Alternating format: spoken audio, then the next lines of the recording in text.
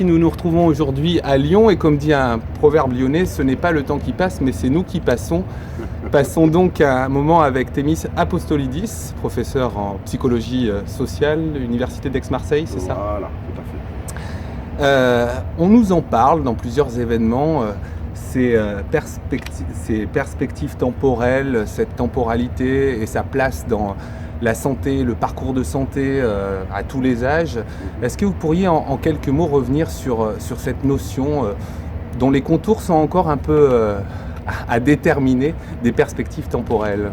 Ah, voilà. On va commencer par là. Donc la perspective temporelle est un construit psychologique, un concept de psychologie sociale, déjà bien ancien. Ça fait à peu près 60 ans que Kurt Lewin avait proposé ces concepts-là. Donc la perspective temporelle mesure en fait l'expérience du temps psychologique. Et l'avantage de la définition de Lewin, c'est de penser que les rapports au temps psychologique dépendent de quoi? Dépendent du rapport au présent, du rapport au futur, du rapport au passé.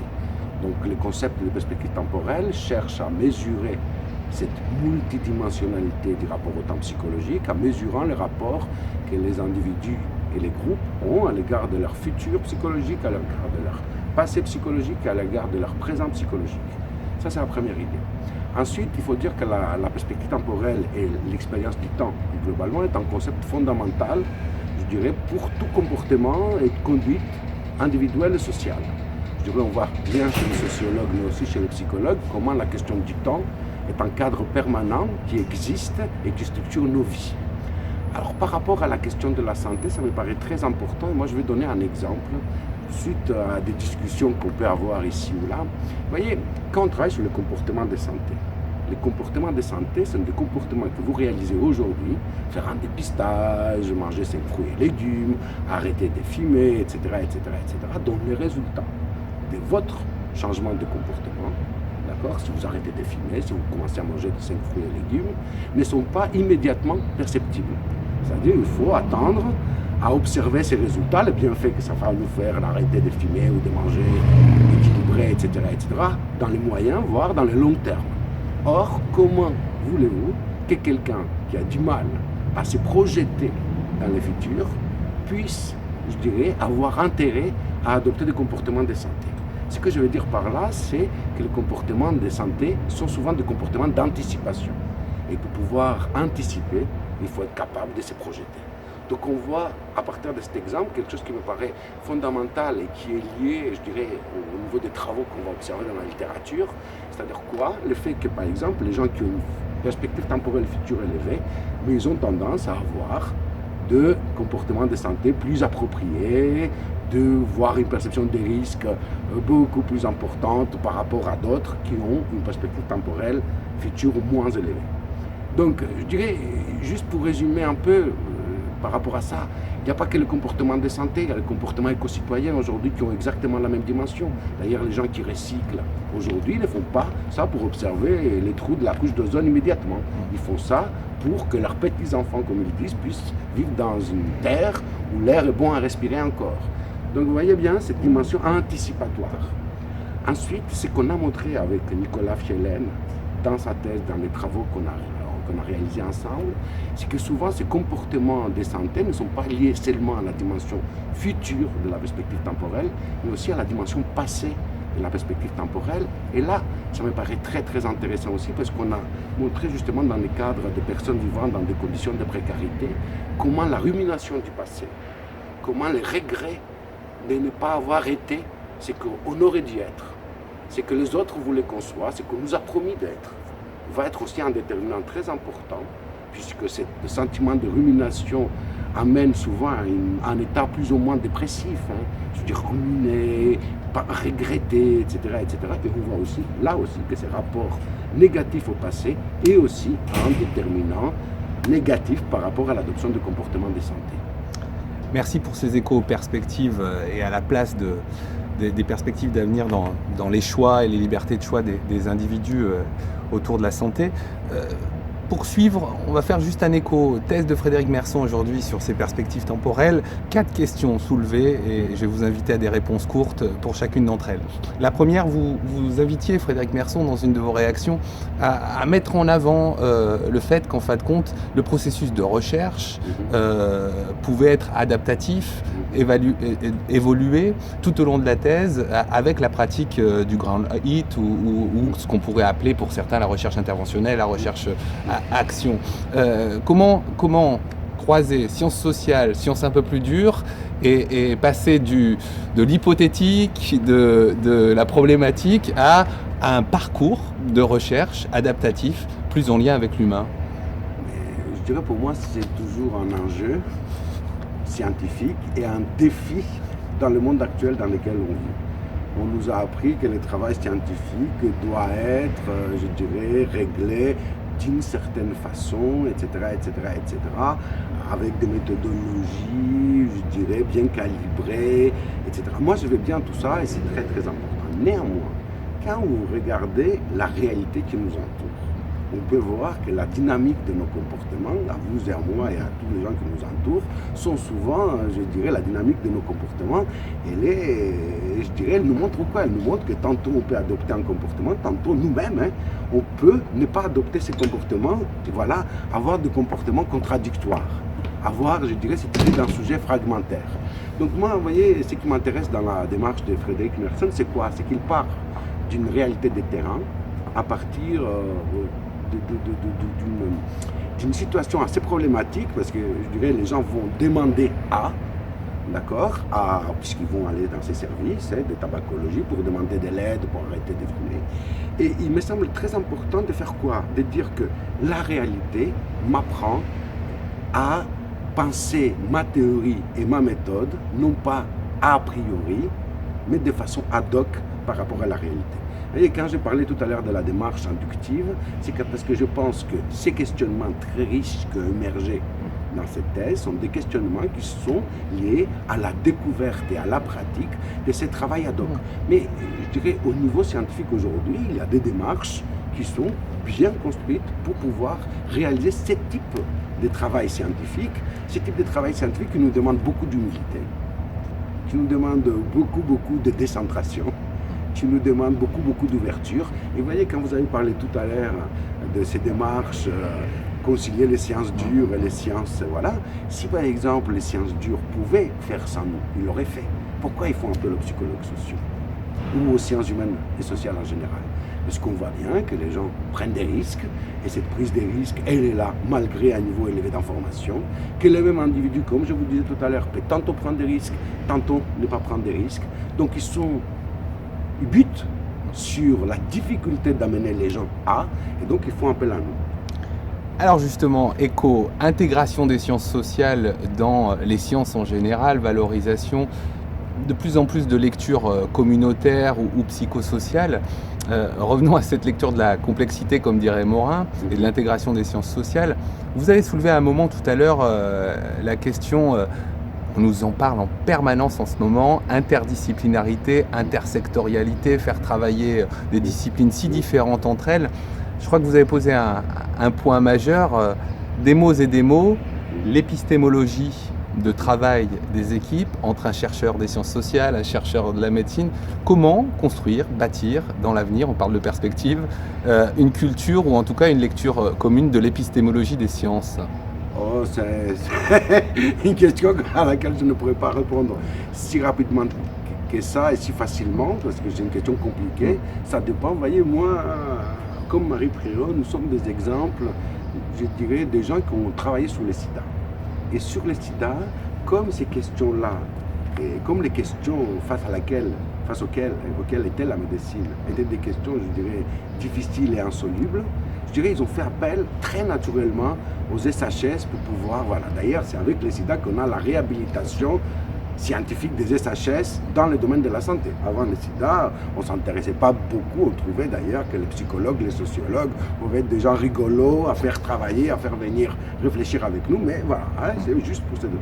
Avec le sida, on a vu que, et je pense, mon expérience dans les cancers, dans les champs de la toxicomanie, dans les champs de la précarité, m'amène à voir qu'en fait, les professionnels des terrains, qu'ils soient médecins ou autres, mais on parle particulièrement des sciences médicales, je dirais, ils sont confrontés à de telles contradictions, à de tels questionnements, à des imprévus, que de toute façon, moi je pense que c'est une culture qui se construit. Moi j'ai appris en travaillant avec le personnel de santé, et ils apprennent, et je pense que c'est ça aussi qu'il faut comprendre, c'est que chacun arrive avec son bagage conceptuel, ses questions épistémologiques. Par exemple, vous voyez, je l'ai dit tout à l'heure, mais ça me paraît important, je ne pense pas par exemple qu'un psychologue social ou un chercheur en SHS, il est là pour amener comme objectif d'amener les gens à tout prix de changer de comportement. Ça pourrait être l'objectif d'un professionnel de santé.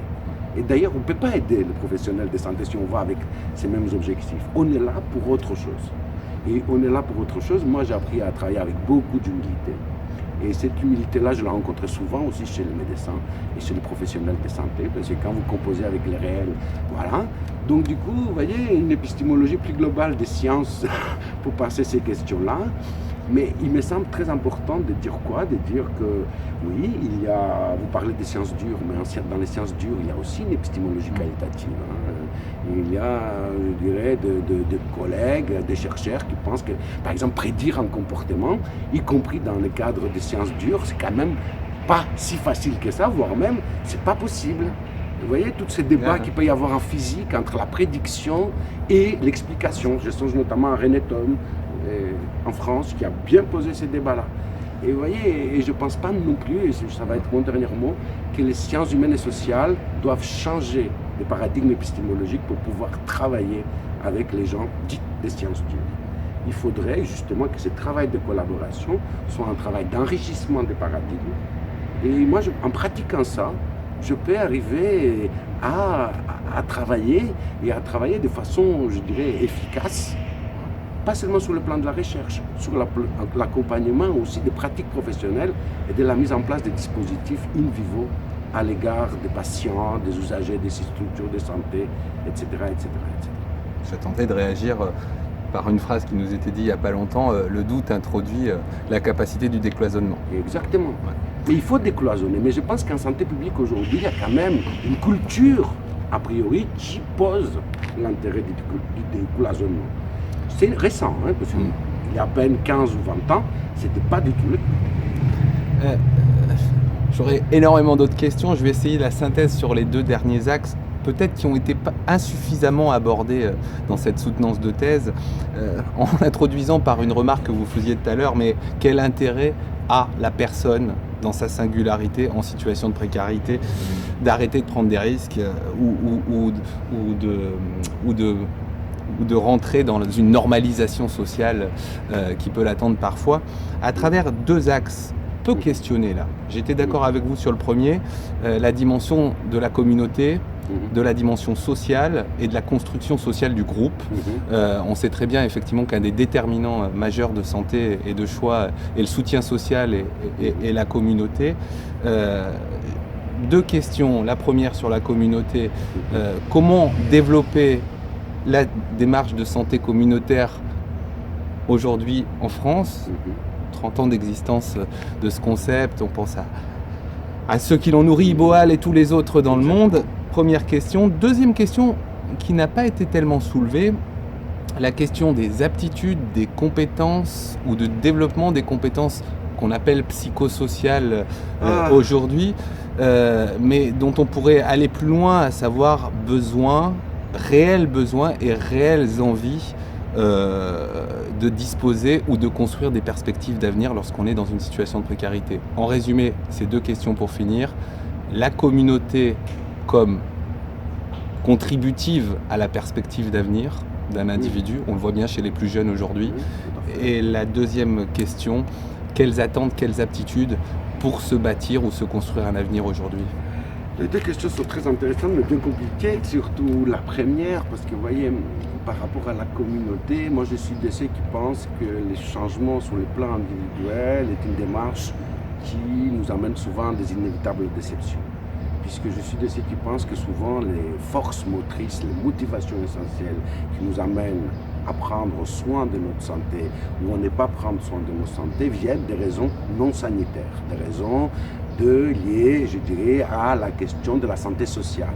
Par exemple, moi, quand je travaillais avec des gamines de 17, 18 ans, il y a 20 ans, qui savaient qu'il faut utiliser un préservatif, mais qu'elles ne l'utilisaient pas, c'est parce que l'utilisation du préservatif dans le cadre des règles, des codes, des valeurs au sein du groupe social et de l'environnement de référence ferait d'elles, si elles proposaient le préservatif, des filles faciles, des filles à mauvaise réputation, donc des filles qui ont une mauvaise santé sociale. Donc ce qui pourrait apparaître comme une prise de risque sur le plan de la santé individuelle était souvent une conduite de préservation de la santé sociale.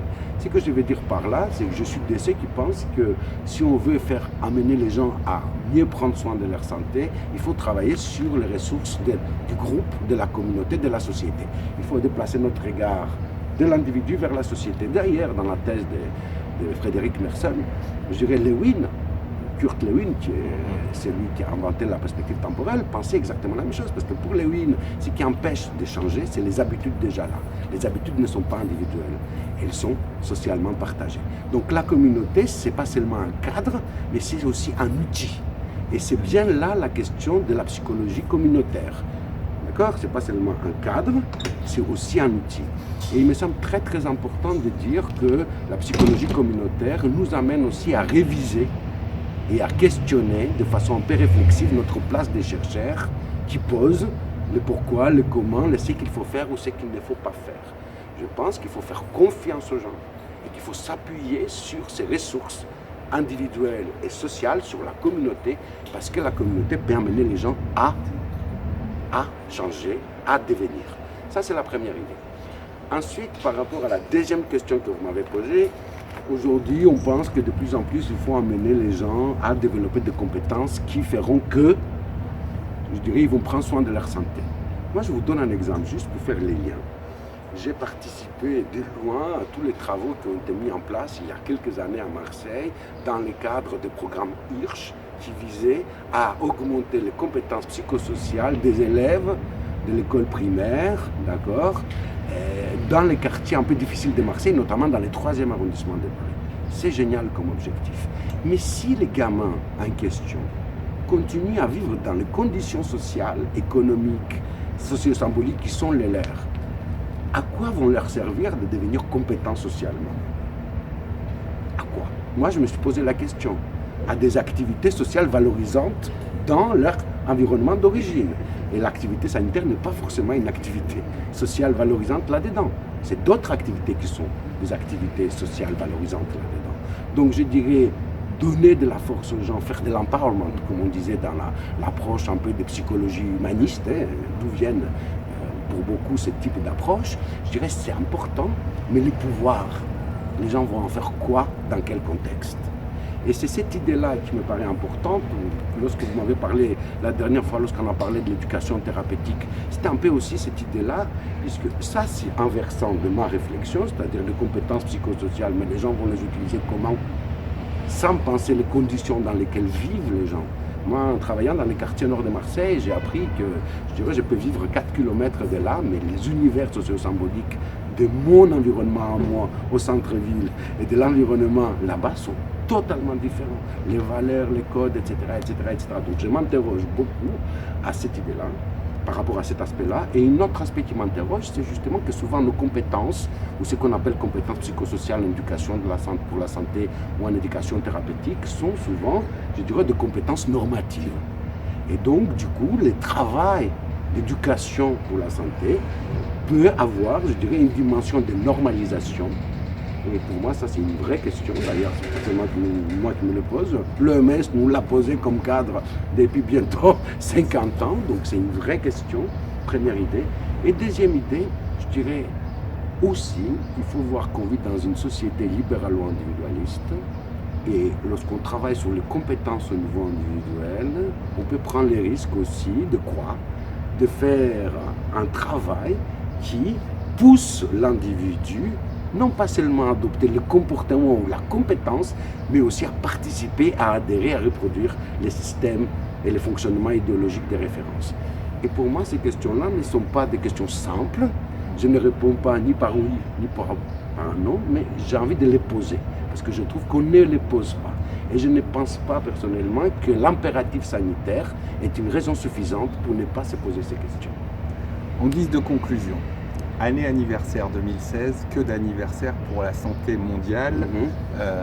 70 ans de la définition initiale de la santé, ce complet état de bien-être physique, psychologique et social, et les 30 ans de la Charte d'Ottawa pour la promotion de la santé et ces milliers d'acteurs qui œuvrent pour accompagner au quotidien les dynamiques collectives en santé.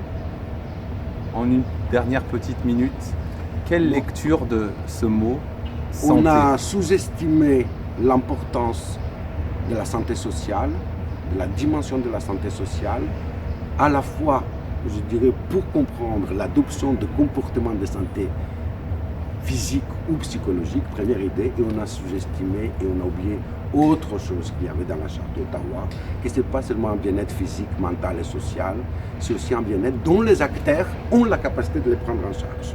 Donc notre but, ce n'est pas d'amener les autres à modifier leur comportement, notre but c'est d'amener les autres à penser à leur comportement et à développer les libres arbitres. Moi, c'est pour ça, pour moi, l'enjeu de l'éducation à la santé. Et je pense que, je dirais, ça nous amène dans des postures à la fois professionnelles et des chercheurs qui doivent être, je dirais, quoi? Moi, c'est que je dis à mes étudiants, 25 ans après les recherches que je réalise et l'expérience, il faut rester humble.